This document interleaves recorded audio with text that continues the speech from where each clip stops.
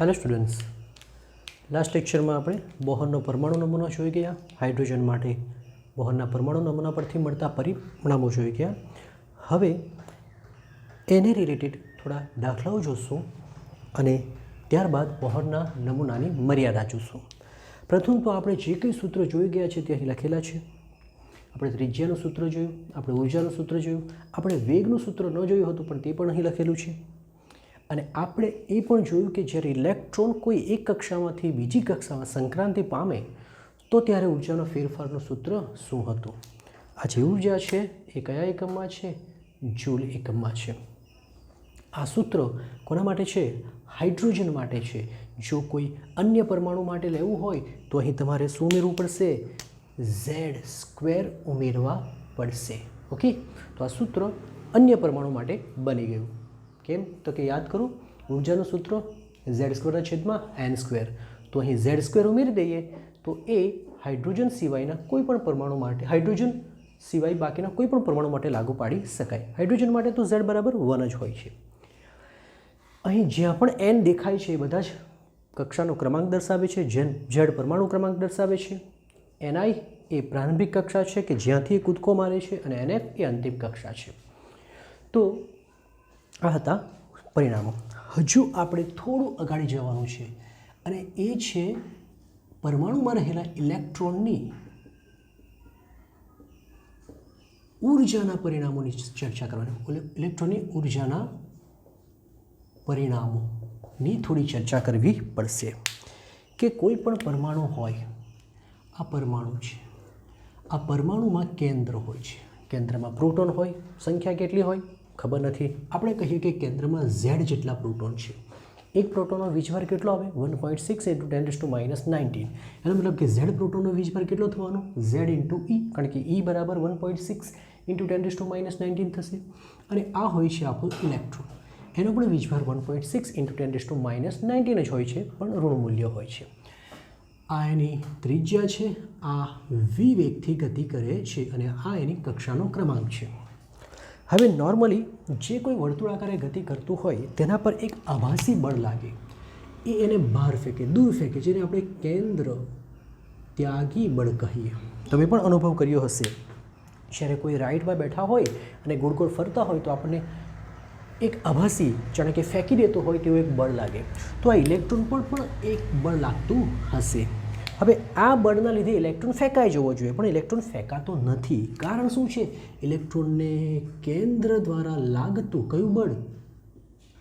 કુલંબિક બળ જકડી રાખે છે. એનો મતલબ એ થયો કે કેન્દ્ર ત્યાગી બળને સંતુલિત કોણ કરે છે? કુલંબિક બળ. તો આપણે અહીં લખી દઈશું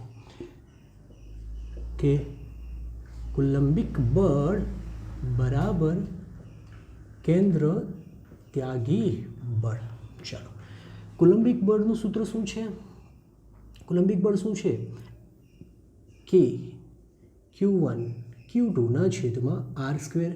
જ્યારે કેન્દ્ર ત્યાગી બળનું સૂત્ર 1/2 mv². તમે એને કેન્દ્રગામી પણ કહી શકો. બરાબર, તો આમ લખી દઈએ કે કુલંબિક બળ બરાબર કેન્દ્ર ત્યાગી બળ. હવે Q1 અને Q2 વીજભારો છે. આ તમારા Q1 થશે અને આ તમારા Q2 થવાના. તો Q1 બરાબર કેટલા? ZE. અને Q2 બરાબર કેટલા? તો E. એનો મતલબ શું થવાનું? અહીં કે ZE ગુણ્યા E/r² is equal to 1/2 mv². તો ફાઇનલ થશે કે Z²/r² is equal to 1/2 mv². હવે આપણે આ પરિણામનો ઉપયોગ ઇલેક્ટ્રોનની ઉર્જા મેળવવા માટે કરવાના છે. ચાલો, ઇલેક્ટ્રોનની કુલ ઉર્જા બરાબર સમજો. ઇલેક્ટ્રોનની કુલ ઉર્જા બરાબર શું થશે? તો કોઈ પણ ગતિમાન પદાર્થની કુલ ઉર્જા એ તેની ગતિ ઉર્જા અને સ્થિતિ ઉર્જાનો સરવાળો છે. ગતિ ઉર્જા એને આપણે કાઇનેટિક એનર્જી કહેશું. સ્થિતિ ઉર્જા એને આપણે પોટેન્શિયલ એનર્જી કહેશું. અને કુલ ઉર્જાને આપણે E વડે દર્શાવીએ. ગતિ ઉર્જાનું સૂત્ર બોલો ગતિ ઉર્જાનું સૂત્ર શું છે?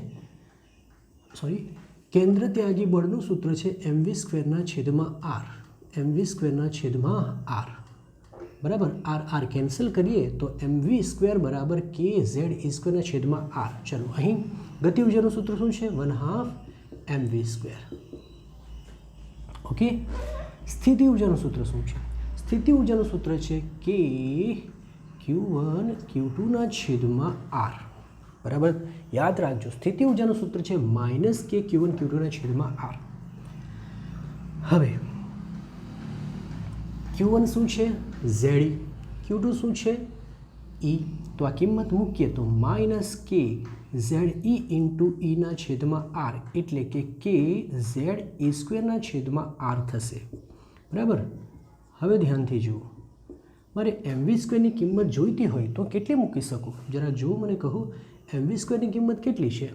kZe²/r છે.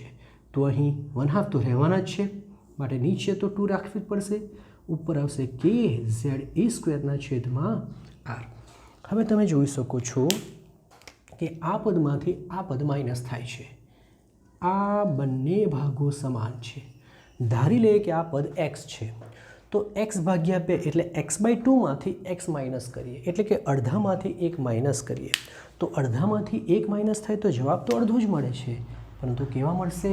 માઇનસ. એટલે અહીં આવવાનું kZe²/r. તો આ તમારી કુલ ઉર્જાનું સૂત્ર થઈ ગયું. હવે કુલ ઉર્જા આપણી પાસે છે, આપણી પાસે સ્થિતિ ઉર્જા છે, આપણી પાસે ગતિ ઉર્જા પણ મળી જશે. બરાબર. તો આ આપણી ગતિ ઉર્જાનું સૂત્ર થયું. હા, તો હવે કુલ ઉર્જા બરાબર E નું સૂત્ર છે -kZe²/r. તો એના પરથી આપણે એવું લખી શકીએ કે કુલ ઉર્જા એ અહીં શું કહેશું? કુલ ઉર્જા એ ચલે છે -1/r. બાકીનું જો શું લઈએ? અચળ પદ લઈએ તો. બાકીનું અચળ પદ લઈએ તો. રાઈટ. ચાલો, તે જ રીતે સ્થિતિ ઉર્જાની વાત કરીએ. સ્થિતિ ઉર્જા, પોટેન્શિયલ એનર્જી, સૂત્ર શું છે? -kZe² ના છેદમાં શું થશે? r. સોરી, અહીં 2r, અહીં r. ઓકે.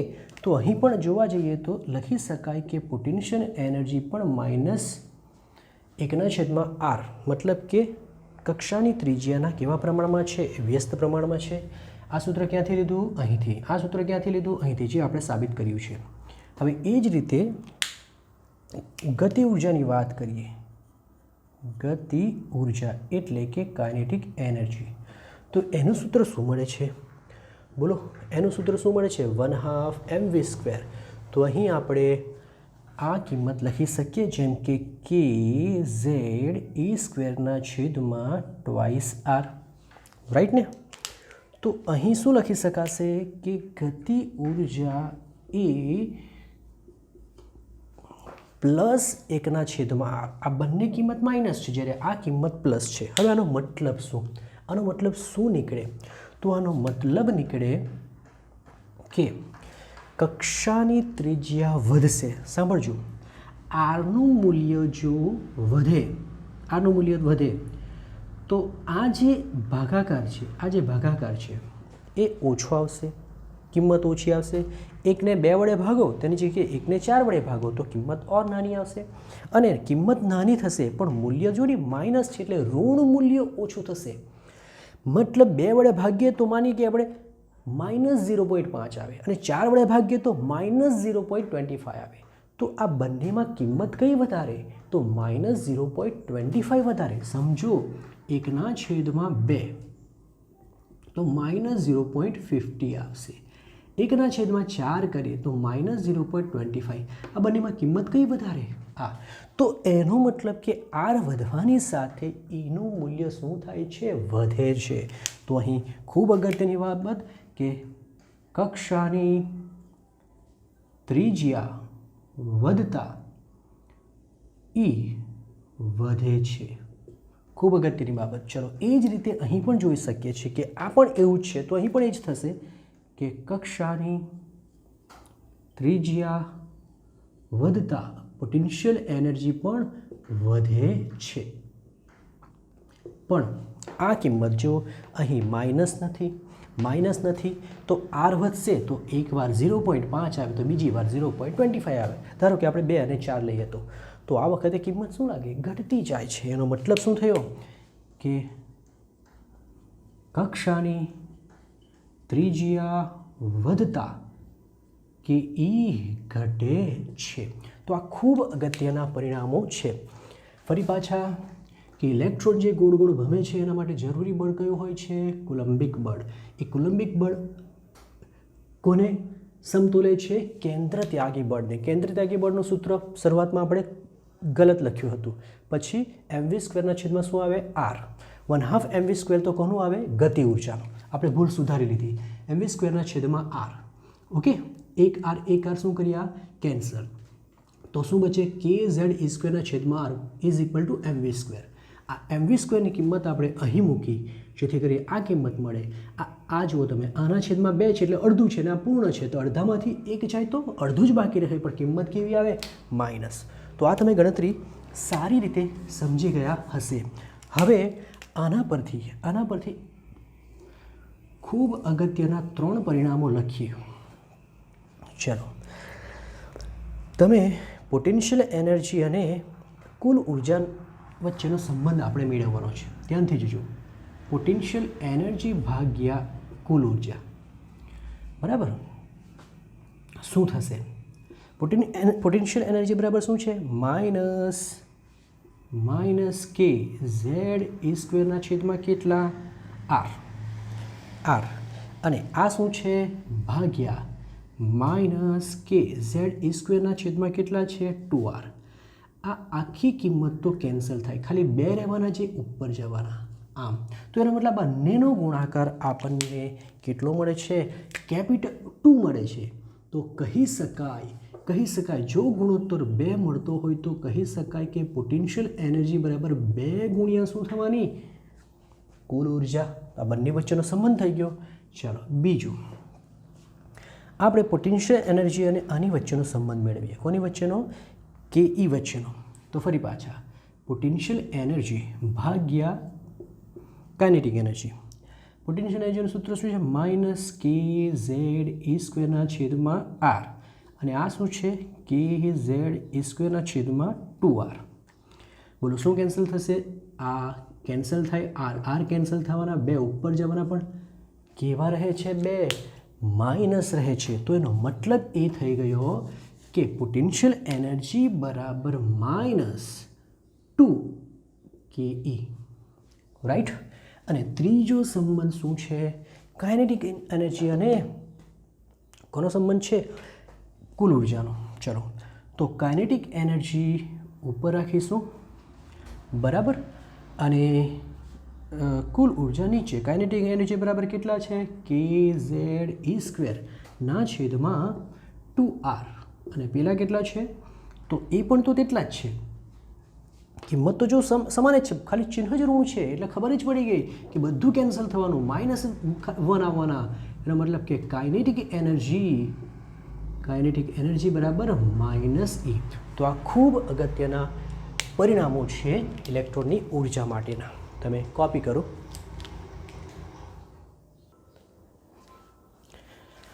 પ્રથમ દાખલો છે ઉદાહરણ નંબર 2.10, એટલે 10મું ઉદાહરણ છે. શું કહે છે કે હાઇડ્રોજન પરમાણુમાં ઇલેક્ટ્રોન n બરાબર 5મી કક્ષાથી n બરાબર 2જી કક્ષામાં સંક્રાંતિ કરે. તો સ્વાભાવિક છે, ઊંચી ઉર્જા ધરાવતી કક્ષામાંથી નીચી ઉર્જા ધરાવતી કક્ષામાં આવે તો ઉર્જા બહાર ફેંકે. એ જે ઉર્જા હશે એ ફોટોન સ્વરૂપે હશે અને તેની આવૃત્તિ અને તરંગલંબાઈ આપણે શોધવાની છે. તો ખૂબ જ સરળ છે. યાદ કરો, સંક્રાંતિ માટેનું સૂત્ર શું છે? -2.18 × 10⁻18, સોરી માઇનસ ના આવે, તફાવતમાં માઇનસ નથી આવતું. ni² - nf². હવે જુઓ, અહીં ઇલેક્ટ્રોન પાંચમી કક્ષા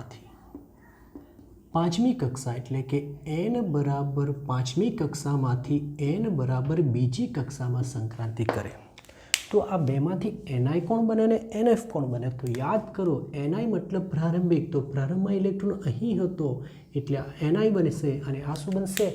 nf બનશે. ચાલો કિંમત મૂકી દેશું. તો 2.18 × 10⁻18 અહીં 1/5 વર્ગ અને અહીં 1/2 વર્ગ. 2.18 × 10⁻18. ચલો જુઓ, આ 25 થશે અને આ 4 થશે. 25 અને 4નો લસા આવે કેટલો? 100. 25ને 4 વડે અને 4ને 25 વડે થશે કે નહીં? બરાબર.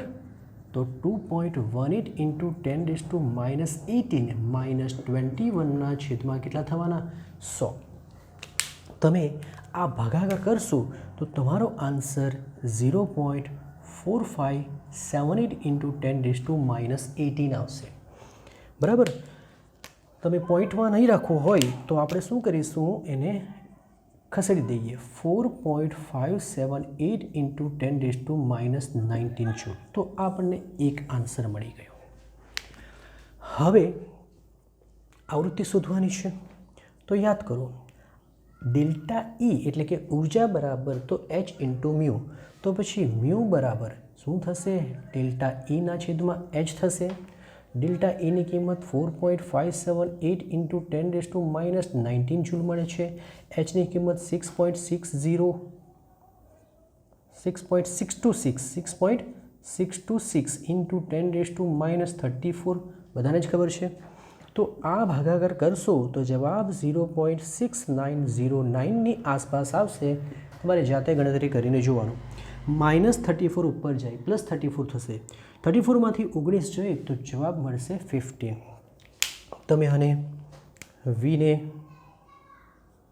લખશો તો 6.909 × 10⁻14 હર્ટ્ઝ થશે. તો આ આપણો બીજો આન્સર મળી ગયો. હવે ત્રીજો આન્સર લેમડા. ચલો લેમડાનું સૂત્ર શું? વી બરાબર સૂત્ર શું? વી બરાબર સીના છેદમાં લેમડા. તો પછી લેમડા બરાબર સીના છેદમાં શું થશે? વી થશે. સીની કિંમત 3 × 10⁻2 કેટલા હોય છે? 8. અને લેમડાની મ્યુની કિંમત તો કેટલી છે? 6.909 × 10⁻14. ભાગાકાર કરો, જવાબ મળશે 0.4342 ઇન્ટુ, હવે તમારે જોવાનું છે 14 ઉપર જશે. 14 ઉપર જશે તો -14. -14માંથી કેટલા? 8 જવાના. એનો મતલબ -6 આવશે. હવે તમારે એને નેનોમીટરમાં, આ જવાબ શામાં આવ્યો? આ હર્ટ્ઝમાં આવ્યો. આ જવાબ હર્ટ્ઝમાં છે, આ જૂલમાં છે. આ જવાબ શામાં છે? એસઆઈ એકમ શું છે? મીટરમાં. હવે તમારે નેનોમીટરમાં ફેરવવું છે. તો યાદ કરો, અહીં 9 લાવશું તો નેનોમીટરમાં ફેરવવું સરળ બનશે. કઈ રીતે? તો ધ્યાનથી જુઓ. 1, 2 અને 3, 4, 3, 4.2 જમણી તરફ તો 10⁻9 મીટર થાય. હવે વિચારો, 1 મીટર બરાબર કેટલા નેનોમીટર? 10⁹.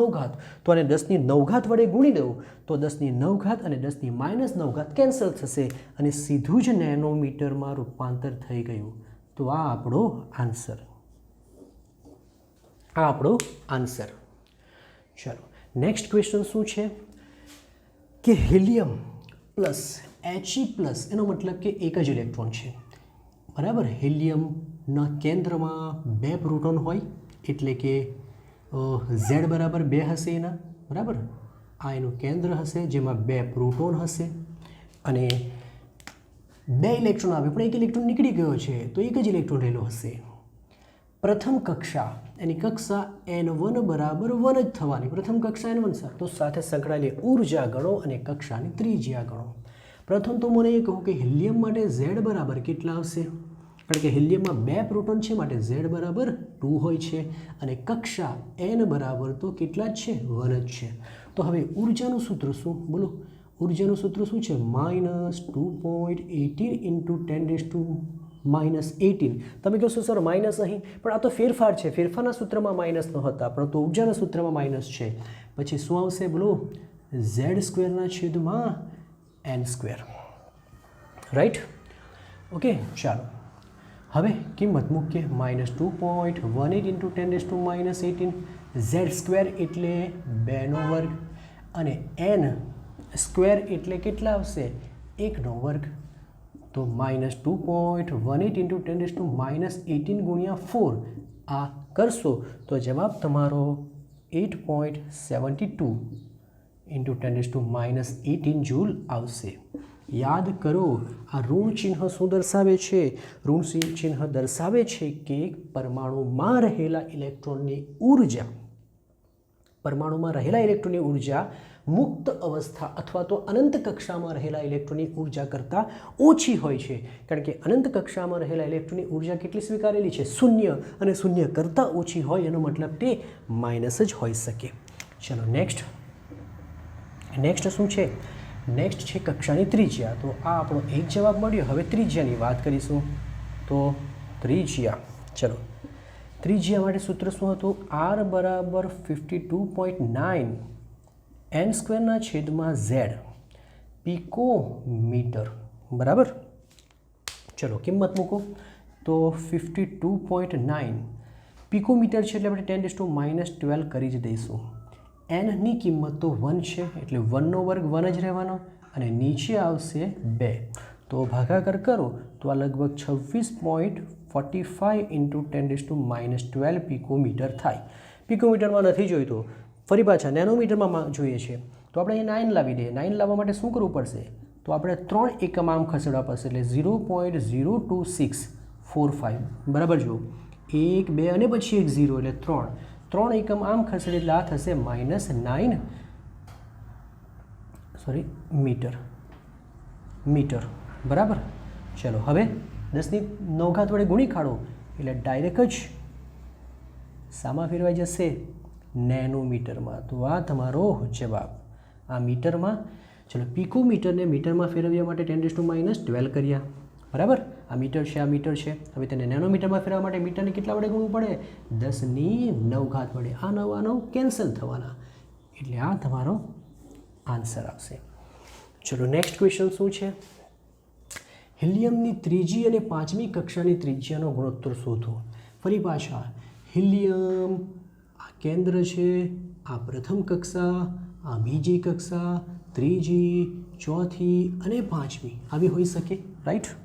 હવે કઈ કઈ કક્ષાની વાત કરે છે? આ તો n બરાબર 1 થશે, આ 2, આ 3 અને આ 4. એટલે આપણને વાત કરે છે આ બેની વાત કરે છે. એટલે અહીં n બરાબર 3 અને n બરાબર, હિલિયમ માટે z બરાબર તો હમણાં જોઈ ગયા કેટલા આવશે? 2. ચાલો z બરાબર 2 આવશે. તો પ્રથમ ત્રીજી કક્ષા માટે લખીએ. ચાલો ત્રીજી કક્ષા માટે R3 લખીશું. R3 બરાબર સૂત્ર શું છે? 52.9 n સ્ક્વેરના છેદમાં z. 52.9 n બરાબર 3નો વર્ગ અને z તો કેટલા આવવાના? 2. ઓકે, સમીકરણ નંબર 1 રાખી દઈશું આને. ચાલો પાંચમી કક્ષા માટે, પાંચમી કક્ષા માટે સૂત્ર બનાવીશું. તો R5 સૂત્ર શું છે? 52.9 n સ્ક્વેરના છેદમાં z. 52.9 અહીં કેટલા આવશે? 5નો વર્ગ અને z બરાબર તો 2 જ આવવાના. આ સમીકરણ નંબર 2. ગુણોત્તર ત્રીજી અને પાંચમી એમ લખેલું છે, એનો મતલબ કે પહેલાં ત્રીજી લખાય ને નીચે પાંચમી લખાય. હવે ત્રીજી બરાબર કેટલી કિંમત છે? 52.9. એટલે કે સમીકરણ 1 અને 2નો ગુણોત્તર લેવાનું છે. સિમ્પલ વાત છે. તો આ થવાના 9ના છેદમાં 2, નીચે આવવાના 52.9, આ થવાના 25ના છેદમાં 2. આ કેન્સલ, 2 કેન્સલ, જવાબ આવશે 9ના છેદમાં. તો આમ કહી શકાય કે R3 જેમ બરાબર કેટલા આવવાના? R3 જેમ R5 બરાબર કેટલા? 9/25. તો આ તમારો જવાબ. ઓકે, નેક્સ્ટ ક્વેશ્ચન છે હાઇડ્રોજનની સેકન્ડ ઉત્તેજિત અવસ્થા. સેકન્ડ ઉત્તેજિત અવસ્થા અને લિથિયમ +1ની ફર્સ્ટ ઉત્તેજિત અવસ્થા. લિથિયમ +2 હશે. લિથિયમ +2ની ફર્સ્ટ ઉત્તેજિત અવસ્થાની ત્રિજ્યાની ગણતરી કરો અથવા તો ત્રિજ્યાનો ગુણોત્તર ગુણોત્તર શોધો, ગુણોત્તર શોધો, આ પ્રકારનો ક્વેશ્ચન છે, બરાબર. ચલો, ત્રિજ્યાનો ગુણોત્તર શોધવાનો મતલબ ત્રિજ્યાનું સૂત્ર વાપરવાનું. પ્રશ્ન થશે કે સેકન્ડ ઉત્તેજિત અવસ્થા અને પ્રથમ ઉત્તેજિત અવસ્થાનો મતલબ શું થાય? તો સાંભળો, હાઇડ્રોજન પરમાણુ હોય છે, હાઇડ્રોજન પરમાણુ જેના કેન્દ્રમાં એક પ્રોટોન હોય, પ્રથમ કક્ષા હોય છે, બીજી કક્ષા હોય છે, ત્રીજી કક્ષા હોઈ શકે, ચોથી હોઈ શકે, અનંત હોઈ શકે. એ જ રીતે લિથિયમના કેન્દ્રમાં 3 પ્રોટોન હશે, બરાબર. 3 ધન વીજભાર હોય, આપણે આ રીતે દર્શાવીએ. પછી પ્રથમ કક્ષા આવશે, બીજી કક્ષા આવશે, આ પ્રથમ કક્ષા થઈ, આ બીજી થઈ, આ ત્રીજી થઈ, આ ચોથી થઈ, પાંચમી થઈ, આ રીતે હોઈ શકે. હવે હાઇડ્રોજનમાં ઇલેક્ટ્રોન કેટલા હોય છે? 1. તે ક્યાં હોય છે? એની સૌથી પહેલી અવસ્થા એટલે કે n બરાબર 1માં હશે. આ n બરાબર 1માં. તો n બરાબર 1 એ એની કઈ અવસ્થા કહેવાય? ભૂમિ અવસ્થા. પછીની જે બી હોય તેની ઉત્તેજિત અવસ્થા, જેમ કે આ બનવાની, આ 2 બનશે, આ 3 બનશે ને આ 4 બનશે, તો 2 એની પ્રથમ ઉત્તેજિત અવસ્થા કહેવાય. એટલે n બરાબર 2 એની પ્રથમ ઉત્તેજિત અવસ્થા કહેવાય. તો n બરાબર 3 એની કઈ કહેવાય? એની દ્વિતીય ઉત્તેજિત અવસ્થા કહેવાય. n બરાબર 4 એની તૃતીય ઉત્તેજિત અવસ્થા કહેવાય. આપણને સેકન્ડની વાત કરે છે એટલે આપણને આની વાત કરે છે, આ કક્ષાની ત્રિજ્યા શોધવાની છે. આ તો હાઇડ્રોજન માટે વાત થઈ ગઈ, હાઇડ્રોજન પરમાણુ છે. લિથિયમ +2ની વાત કરીએ. લિથિયમ +2માં પણ ઇલેક્ટ્રોન તો એક જ રહેશે. આ એક ઇલેક્ટ્રોન ક્યાં હશે? એક જ ઇલેક્ટ્રોન છે, માટે ઇલેક્ટ્રોન હોવાનો પહેલી કક્ષામાં. આ એનો ઇલેક્ટ્રોન જેની કક્ષા નંબર 1, પછી 2, પછી 3, પછી 4, પછી 5. તો પ્રથમ કક્ષા સિવાયની બાકીની બધી અવસ્થાઓ એની કઈ થશે? ઉત્તેજિત અવસ્થા. એટલે અહીં પણ n બરાબર 1 શું થશે? એની ભૂમિ અવસ્થા. પછી જે બી બાકી બચે, જેમ કે n બરાબર 2 એની પ્રથમ ઉત્તેજિત અવસ્થા, n બરાબર 3 એની દ્વિતીય ઉત્તેજિત અવસ્થા થશે. અને આપણને પ્રથમની વાત કરેલી છે, એનો મતલબ કે આપણે આ કક્ષાની ત્રિજ્યાનો ગુણોત્તર લેવાનો છે. ચલો, બંનેને ત્રિજ્યાનું સૂત્ર લગાવીશું. હાઇડ્રોજન માટે અને હિલિયમ માટે સૂત્ર શું છે? n બરાબર 3 થશે ને. સેકન્ડ ઉત્તેજિત અવસ્થાનો મતલબ n બરાબર કેટલા થવાના? 3. તો અહીં મૂકીશું 3. સૂત્ર છે 52.9 n² z પિકોમીટર. હાઇડ્રોજન માટે z બરાબર 1 અને n બરાબર તો આપણે જોઈ ગયા કેટલા આવવાના? 3 આવવાના. તો કિંમત મૂકીશું 52.9 ગુણ્યા 3² આટલા પિકોમીટર. આ R3 થઈ ગયા. ચલો, સમીકરણ નંબર 1 આપી દો. એ જ રીતે આપણે કોના માટે શોધીએ? હિલિયમ માટે. હિલિયમ માટે કઈ છે? પ્રથમ ઉત્તેજિત અવસ્થા એટલે n બરાબર 2 એટલે આપણે 2 લખી દઈશું. સૂત્ર તો એક જ છે, n²/z.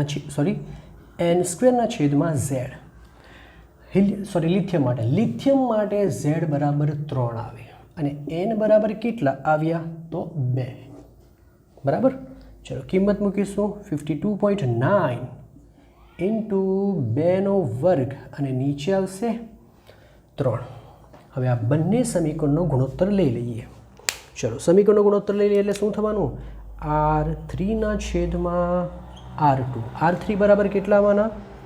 52.9 ગુણ્યા 3² કેટલો થશે? 9.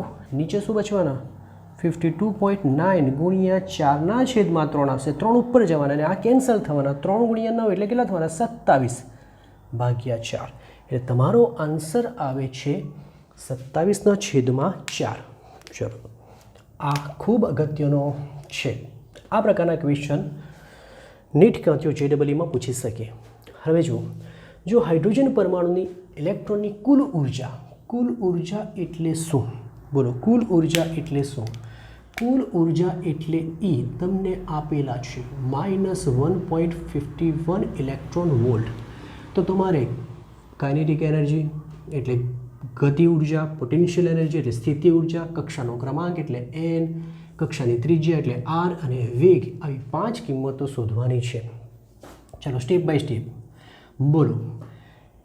પોટેન્શિયલ એનર્જી અને કુલ ઉર્જા વચ્ચેનો સંબંધ આપણે હમણાં જ મેળવી ગયા. શું હતો? 2E. તો એનો મતલબ કે 2 ગુણ્યા -1 થશે કે નહીં? જે જવાબ આવશે તે બોલો. જવાબ કેટલો આવશે?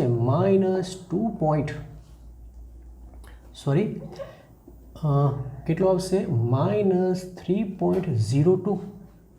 બરાબર, 3.02 ઇલેક્ટ્રોન વોલ્ટ જવાબ આવશે. તમે 1.5 ને 2 વડે ગુણો તો 3 આવે. બરાબર ને, લગભગ આની આસપાસ આવશે. ચેક કરી લેજો. ચાલો બીજું શું શોધવાનું છે? Kinetic energy. ચલો કાઇનેટિક એનર્જી અને કુલ ઉર્જા વચ્ચેનો સંબંધ શું હતો? તો એ હતો -E. તો પછી એનો મતલબ એ થઈ ગયો કે આ માઇનસ તો રાખીએ અને આ ઓલરેડી -1.51 છે તો માઇનસ પ્લસ થવાના, એનો મતલબ કે +1.51 ઇલેક્ટ્રોન વોલ્ટ. તો આ પણ આપણને આન્સર મળી ગયો. 2 આન્સર મળી ગયા. હવે ત્રીજું શોધીએ આપણે કક્ષાનો ક્રમાંક. ચલો એના માટે આપણે કુલ ઉર્જાનું સૂત્ર વાપરીશું. E બરાબર -13.6. બોલો સૂત્ર શું છે? Z² n². પણ હાઇડ્રોજન જ છે એટલે Z બરાબર તો 1 જ રહેશે. આ સૂત્ર છે. એની કિંમત તમારી પાસે છે. બરાબર, તો એની કિંમત મૂકી દઈએ આપણે. -1.51 ઇઝ ઇક્વલ ટુ Z બરાબર 1 જ આવશે, કારણ કે Z બરાબર 1 છે, મૂકવાની જરૂર નથી. એના છેદમાં n². તો n² બરાબર શું થવાના? માઇનસ પ્લસ થવાના. 13.6 ને 1.51 વડે ભાગી કાઢો. લગભગ આ 9 આવશે અને 9 એટલે કે વર્ગમૂળ કાઢીએ તો જવાબ મળે 3. તો ત્રીજો આન્સર મળી ગયો. બરાબર. ચાલો નેક્સ્ટ ચોથો આન્સર શું માંગેલો છે? કક્ષાની ત્રિજ્યા. ત્રિજ્યાનું સૂત્ર શું? R બરાબર 52.9 n² Z પિકોમીટર.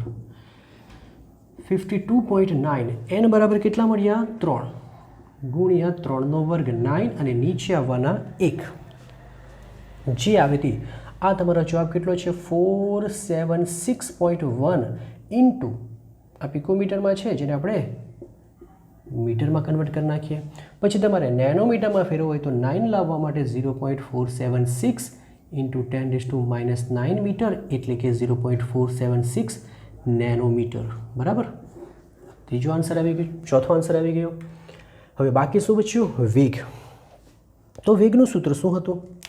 બોલો વેગનું સૂત્ર શું હતું? વેગ બરાબર v બરાબર સૂત્ર હતું 2.188 into 10⁶ meter into Z/n meter per second. Z બરાબર તો 1 જ છે. n તમને મળી ગયા 3, તો એનો મતલબ કે આ કિંમતને ફક્ત ને ફક્ત 3 વડે ભાગવાની રહી અને તે આવશે 0.729 ઇન્ટુ 10⁶ મીટર પર સેકન્ડ. તમારે જેમાં ફેરવવું હોય તેમાં ફેરવી શકાય. તો આનો આન્સર છે.